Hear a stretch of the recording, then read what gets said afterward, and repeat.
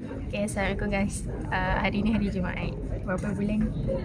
7 bulan 3. Dekat sikit je ke jauh sikit. So hari ni Alisha dia ada PTS Kemis. Out of surprise. Madam baru bagi tahu tadi je. So PT her. This. Aduh ya. Dengan zoom kot. Okay. Kat sana tu kelas B. Belakang situ tu Dayana. Say hi. Mana Dayana?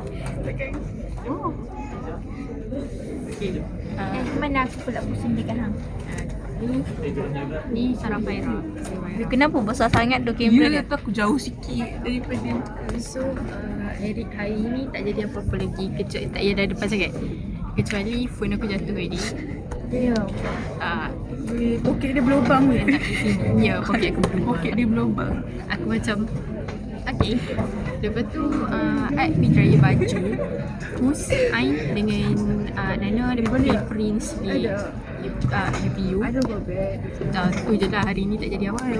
Nak yet. Boleh balik. But not Kau for pergi mana? for me. And it's a surprise for me.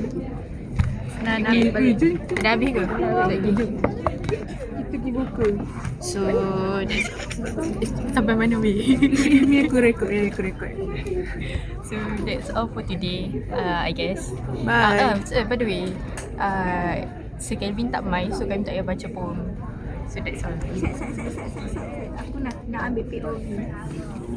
Ya, ni dia tengah ambil POV. So by the way, jangan lupa hafal kemis buat mat.